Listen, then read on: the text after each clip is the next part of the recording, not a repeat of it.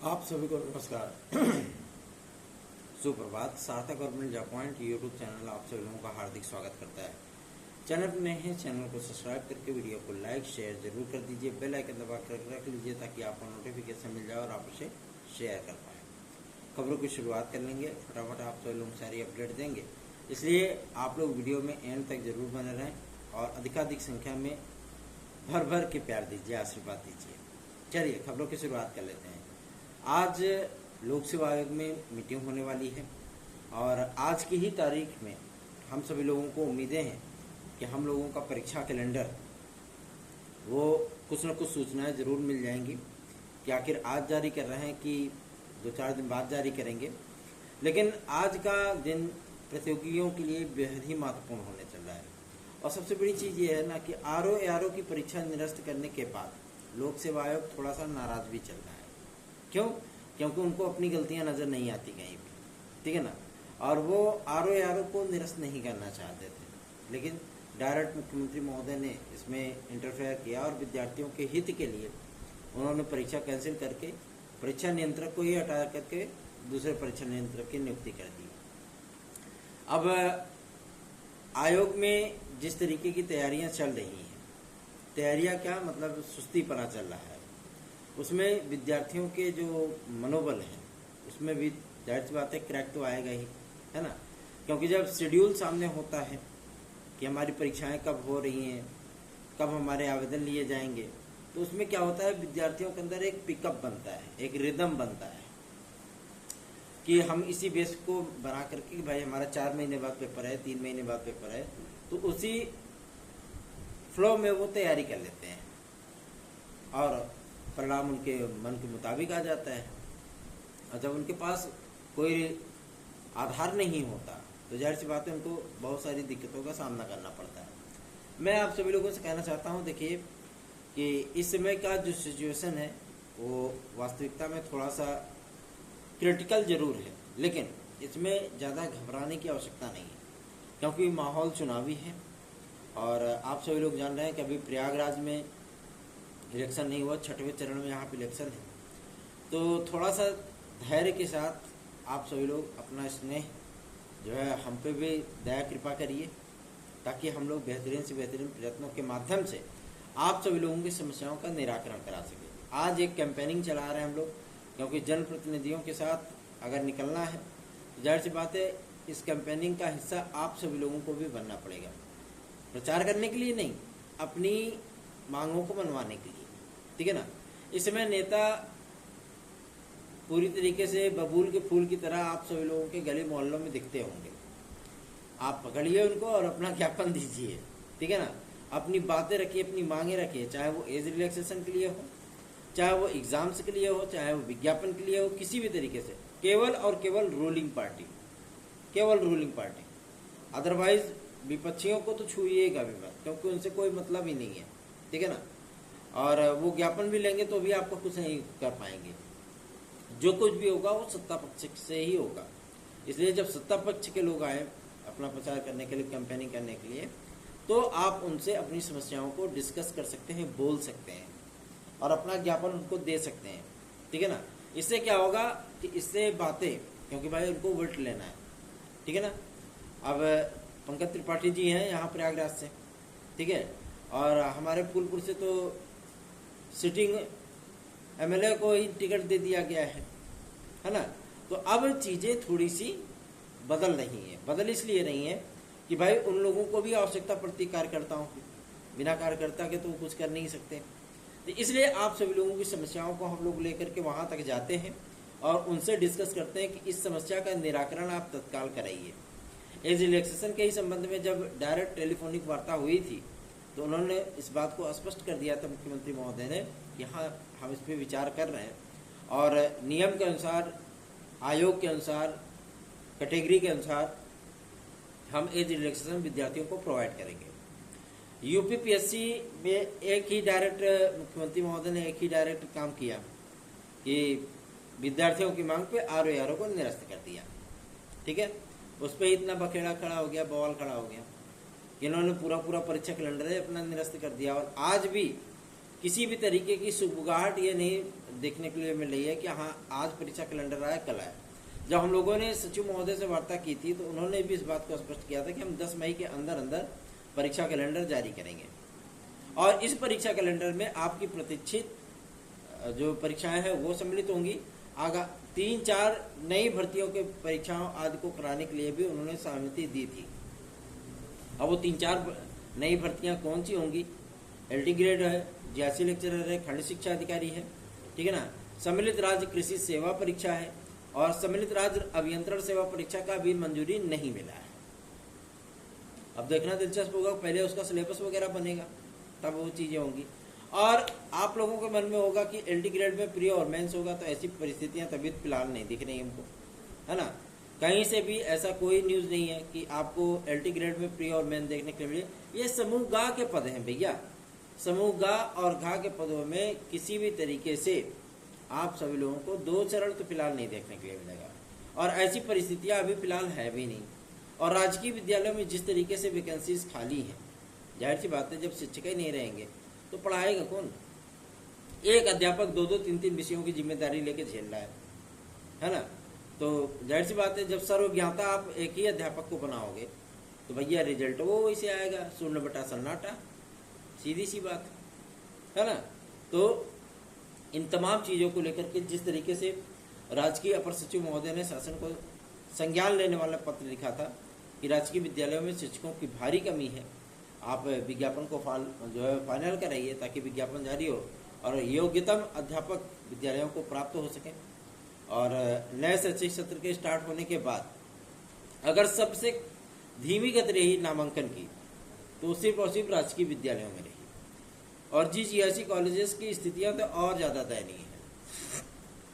कहीं कहीं ऐसी परिस्थितियां हैं, ठीक है ना, कहीं कहीं ऐसी परिस्थितियां हैं कि भैया एक 2-2, 3-3 विद्यालय एक अध्यापकों के भरोसे चल रहा है, ताला लग गए हैं वहाँ पे, क्या करा जाए, है ना। अध्यापक ही नहीं है। जब अध्यापक नहीं रहेंगे तो कोई भी गार्जियन अपनी बच्चियों को, अपने बच्चों को ऐसे विद्यालय में थोड़ी नहीं भेजेगा, जाके लखर ही करो वहाँ पे, अध्यापक ही नहीं है। तो क्या कुर्सी टेबल पंखा और जो मतलब लाइट पढ़ाएगी आपको? नहीं पढ़ाएगी ना, पढ़ाएगा तो अध्यापक ही, तो अध्यापक ही नहीं है। तो इसलिए नामांकन की दर जो है वो कम हो जाती है। और बहुत सारी ऐसी भी चीज़ें होती हैं कि लोग कहते हैं कि गवर्नमेंट की पॉलिसी है कि निजी विद्यालयों में ज़्यादा विद्यार्थी एडमिशन लें ताकि गवर्नमेंटेड कॉलेज वो समाप्त किए जा सकें धीरे धीरे। तो ऐसी तो फिलहाल परिस्थितियां नहीं देखने के लिए मिल रही हैं, क्योंकि अगर ऐसी कोई नीति होती तो अभी ही योगी सरकार ने 91 नए राजकीय विद्यालयों की स्थापना की, उनको मान्यता प्रदान, तो करवे नहीं करते, है ना। तो बिना सर पैर की बात करना कोई जो है कोई तर्क नहीं है, कोई तुक नहीं है। तो इसलिए आप सभी लोगों से मैं बता देना चाहता हूं कि एक मुद्दा नहीं, आप सभी लोगों के एज रिलैक्सेशन का भी मुद्दा ज़्यादा हाइप पे रहे। आप सभी लोग भी जब प्रयास करेंगे, आप सभी लोग भी अपनी बातें ट्विटर पे भी रख सकते हैं, फेसबुक पे भी डायरेक्ट मुख्यमंत्री महोदय को टैग करके कमेंट करिए ना, क्या दिक्कत है, ठीक है। तो जाहिर सी बात है आप लोगों का काफ़ी कुछ हो सकता है, क्योंकि देखिए नेता जो होते हैं उनको बार बार रिमाइंड कराते रहना पड़ता है। अगर आप उसको रिमाइंड नहीं कराएंगे तो वो उनको भूलने की सबसे बुरी आदत होती है, वो भूल जाते हैं, ठीक है। जब तक वो विपक्ष में रहेंगे तब तक उनको एक छोटी चीज़ें याद रहेंगी, और जैसे वो सत्ता पक्ष में आएंगे तत्काल सबसे बड़ी बीमारी उनको होगी भूलने की, ठीक है ना। तो उनको बार बार रिमाइंड कराते रहना पड़ता है। आप सभी लोग भी सोचते होंगे कि बार बार ये लखनऊ जाते हैं, बार बार ये प्रयागराज जाते हैं, तो क्यों जाते हैं? क्या मज़ा मिलता है कि वहाँ हमारी कोई गर्लफ्रेंड बैठी है ना? ऐसी कोई कंडीशन तो है नहीं फिलहाल। लेकिन आप सभी लोगों के लिए अगर हम जाते हैं तो सिर्फ और सिर्फ इस चीज़ के लिए कि जो बातें, जो ज्ञापन, जो समस्याएं हम रख करके आए हैं, अधिकारी उसको भूल ना जाए, जनप्रतिनिधि उसको भूल ना जाए, ठीक है ना। तो इसलिए हम लोग जो है बार बार इस चीज़ को रिमाइंड कराते रहते हैं ताकि हम लोगों का काम हो, ठीक है, हमारे भाई बहनों का उद्धार हो, भला हो उनका, प्रतियोगी जीवन में उनको जो समस्याएं फेस करनी पड़ रही हैं वो समस्याएं उनकी दूर हो, इसलिए कोशिश की जाती है, इसलिए बार बार उनके पास जाया जाता है, ठीक है। एक हमसे भाई ने पूछा कि भैया आपकी शादी हो गई है? हमने कहा नहीं। क्या कोई गर्लफ्रेंड है? हमने कहा बिल्कुल भी नहीं। क्या आप बिना गर्लफ्रेंड के कैसे रह लेते हो? हम क्या हो गया, कल्याण हो गया फिर तो, भैया अगर ये चीज़ें नहीं हो तो क्या इंसान जी नहीं सकता है ना। तो जाहिर सी बात है उनके पास कोई तर्क ही नहीं था फिर बात करने का। चलो भाई कोई दिक्कत नहीं है ना। तो एक तो अध्यापक, ऊपर से चरित्र भी आपका उज्जवल होना चाहिए ताकि आप पे कोई उंगली ना उठा सके, सीधी सी बात है।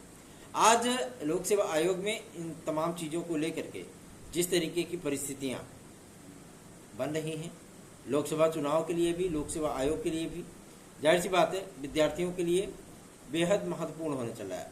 अब बहुत सी ऐसी भी चीज़ होती है, क्या लोक सेवा आयोग के अधिकारियों की ड्यूटी लगेगी? हाँ लगती है लोक सेवा आयोग के अधिकारियों की ड्यूटी भी इलेक्शन में लगती है, ठीक है ना। और सबसे बड़ी चीज़ यह है कि अभी फिलहाल ऐसी कोई परिस्थितियां उत्पन्न नहीं हो रही हैं, बस आप लोगों का एज रिलैक्सेशन वाला मुद्दा से लड़ जाए, आप लोगों को एज रिलैक्सेशन मिल जाए और पीसीएस में आपको अतिरिक्त अवसर मिल जाए। यही मेरा भी ध्येय है, यही उद्देश्य है कि ये चीज़ें फाइनल हो जाए। फिर आपका अध्यक्ष महोदय जब कृपावान, दयावान, विनम्रशील हो जाएंगे तो आपका विज्ञापन और परीक्षा कैलेंडर दोनों आ जाएगा। उम्मीदें तो आज ही हैं सबसे ज़्यादा, कि देखना दिलचस्प होगा कि आज की मीटिंग, अगर पिछले ट्यूसडे को ही मीटिंग होने वाली थी लेकिन अध्यक्ष और सचिव को बुला लिया गया था लखनऊ, तभी ये नाराजगी सामने आई थी, है ना, तभी ये चीज़ें बातें सामने आई थी। अब आज मीटिंग होगी तो आज तो कोई चीज़ें है नहीं कि जिसकी वजह से मीटिंग ना हो, है ना। तो आज मीटिंग होगी तो आज काफ़ी सारी चीज़ें वो आपकी क्लियर हो जाएंगी, चाहे वो परीक्षा कैलेंडर, चाहे वो एज रिलैक्सेशन, तमाम वो चीज़ें आप लोगों की स्पष्ट कर दी जाएगी। अभी तक हम सभी लोगों ने ये चीज़ें सोची थी कि कहीं ऐसा ना हो कि मतलब गवर्नमेंट ने आप लोगों को कुछ एडवांटेज दिया हो कि भाई आराम से दे दिया हो निर्देश कि विद्यार्थियों को एज रिलैक्सेशन प्रोवाइड कर दीजिए। तो ये बातें भी स्पष्ट कर लेनी जरूरी होती है ताकि विद्यार्थी तैयारी तो कर सके। जो ओवर एज हो चुके हैं उनके लिए तो कापी कलम उठाना भी इसमें मुश्किल हो गया है ना, भाई उनके पास कोई उद्देश्य ही नहीं बचा है ना। तो इसलिए आप लोग परेशान बिल्कुल मत होइए, हम सभी लोग लगे हुए हैं। तो आप लोग भी भर भर के प्यार दीजिए, भर भर के लाइक शेयर सब्सक्राइब जरूर किया करिए ताकि हम लोगों का भी उत्साह बढ़े, ठीक है। चलिए आगे बढ़ते हैं, बात करते हैं आपके टीजीटी पीजीटी 2022 के लिए। ऐसी भी खबरें चलती हैं कि 15,000 पद इंक्लूड कर दिए गए हैं। ऐसी परिस्थितियां फिलहाल नहीं है। आप लोगों को बमुश्किल 8,500 पद देखने के लिए मिलेंगे टीजीटी में, और लगभग 1500 1550 पद मिलेंगे प्रवक्ता वर्ग में, ठीक। और आगामी आने वाली जो भर्तियां हैं आपसे लोगों तो टीजीटी पीजीटी 2024 का विज्ञापन, उसमें भी आप लोगों को ज़्यादातर विज्ञापन टीजीटी के ही बड़े विज्ञापन देखने के लिए मिलेंगे, जिसमें पदों की संख्या 18,000 से 25,000 के बीच में रह सकती है, ठीक है। लेकिन प्रवक्ता में वहाँ पे भी आपको कम देखने के लिए मिलेगा, ठीक। तो आप लोग इसके लिए परेशान मत होइए। दूसरा ये कि सोशल मीडिया पे चीज़ें भी चलती हैं, मैंने देखा है चीज़, काफ़ी सारे विद्यार्थियों ने शेयर भी किया हमें कि भैया क्या इस बार के दोबारा आवेदन लिए जाएंगे 22 में? ऐसा फिलहाल तो कुछ भी नहीं है, ठीक है ना। ये बात एकदम माध्यमिक शिक्षा मंत्रालय से स्पष्ट हो गई है, दोबारा आवेदन नहीं होगा। और जीके जीएस इस बार आप लोगों को नहीं देखने के लिए मिलेगा, नए विज्ञापनों को देखने के लिए मिलेगा, लेकिन without GS, without negative marking, ये आप लोगों को एक परीक्षा देखने के लिए मिलेगी। और आप सभी लोगों मैं बता दूं, यहाँ से नेगेटिव मार्किंग हटाया गया है तो आपकी एलटी ग्रेड से भी हटा दिया गया है, ठीक है। तो थोड़ा बहुत अगर प्रयास करेंगे तो कुछ न कुछ तो एडवांटेज मिलेगा ना। और दूसरी चीज़ ये है कि इसमें शिक्षा सेवा चयन आयोग पूरी तरीके से ठप हो गया है, ठीक है ना। और सदस्य वगैरह आते भी हैं तो वहाँ पे राजनीतिक चर्चाएं कुछ ज़्यादा होती हैं, बाकी काम कुछ भी नहीं होता है, ठीक है। लेकिन इसमें यह कह देना कि आयोग लटक गया है, फंस गया है, अटक गया है, त्रिशंकु बन गया है, ऐसी कोई परिस्थितियाँ फिलहाल नहीं है, ठीक। और बहुत से ऐसे भी यूट्यूबर होते हैं जो कि डायरेक्ट इस चीज़ को टारगेट करते हैं कि वेटिंग लिस्ट पे टीजीटी पीजीटी पर रोक लगा दिया है, हाँ, और शिक्षा सेवा चयन आयोग को बड़ा झटका लगा है। ऐसा फिलहाल कोई कंडीशन होता ही नहीं है। ये माध्यमिक शिक्षा सेवा चयन बोर्ड की चीज़ें थी जो आप लोगों की वेटिंग लिस्ट का मामला चल रहा है, ठीक है। और इसमें एक हमारा अन्य पिछड़ा वर्ग जो होता है ओबीसी, ठीक है ना, उन्होंने कोर्ट में याचिका की थी। कोर्ट में याचिका करने के बाद उन्होंने इस चीज़ की मांग की थी कि जो अनरिजर्व यूआर की जो सीटें होती हैं, ठीक है ना, उस पर हम लोगों को चयन का मौका दिया जाए, ठीक। अब माध्यमिक शिक्षा सेवा चयन बोर्ड तो भंग हो चुका है, तो उनके लायर भी नहीं थे, इसलिए जो सिंगल बेंच था उन्होंने क्या किया कि विद्यार्थियों के फेवर में फैसला दे दिया कि भाई रिजर्वेशन है तो यूआर की सीटों पर रिजर्वेशन वाले कैटेगरी वाले विद्यार्थी जा सकते हैं। भाई जाहिर सी बात है, ये आम बात है, अनरिजर्व कैटेगरी के विद्यार्थी भी जानते हैं कि ओबीसी SC ST ये सभी विद्यार्थी ओवरलैप करते हैं जो जनरल की सीटें होती हैं, कोई दिक्कत नहीं है। लेकिन इसमें एक पेंच फंस गया। पेंच ये फंस गया कि जब इसका परिणाम जारी हुआ था TGT PGT का, तो आपको जब फाइनल रिजल्ट जारी किया गया था उसी समय आपको दे दिया गया था रिजर्वेशन, ठीक है। और जब आपने आवेदन स्टार्ट किया था, आवेदन किया था उस भर्ती परीक्षा के लिए, तो भी आप लोगों को फीस में छूट मिली थी, साथ ही साथ आयु सीमा में भी छूट मिली थी। तो ये सारी चीज़ें आप लोगों की फाइनल हुई थी, है ना। काफ़ी सारी चीज़ें वो जो है जब फाइनल कर दी गई थी, और जब आपका पैनल रिलीज किया गया था उसमें भी आपको रिजर्वेशन मिला था, ठीक है। तो यहाँ पे पेच ये फंस गया कि UR की सीटों पर ओवरलैप नहीं कर सकते। जो कुछ भी करना था आपने जो है फाइनल रिजल्ट के पहले पहले ही ओवरलैप कर लिया था, ठीक। तो अब दोबारा तो कर नहीं सकते। ऐसी ही परिस्थितियां आप लोगों की बन गई, इसलिए शिक्षा निदेशालय ही इसमें वेटिंग लिस्ट का समायोजन आदि का कार्य देख रहा है, ठीक है। शिक्षा निदेशक महोदय को राइट दिया है गवर्नमेंट ने, तो उन्होंने क्या किया, डिवीजन बेंच में अप्लाई कर दिया। डिवीजन बेंच ने डायरेक्ट जो है स्टे कर दिया इस पे, इस आदेश पे कि अनरिजर्व कैटेगरी की जब सारी चीज़ें वहाँ पे मामला साफ हुआ तो उन्होंने स्टे कर दिया कि नहीं, अनरिजर्व कैटेगरी पे अनरिजर्व ही रहेगा, ठीक है, और रिजर्व कैटेगरी पे रिजर्व वाले रहे, कोई दिक्कत नहीं है। तो इसी को इतना बड़ा बना दिया गया थंबनेल के माध्यम से कि TGT PGT पर रोक लगी।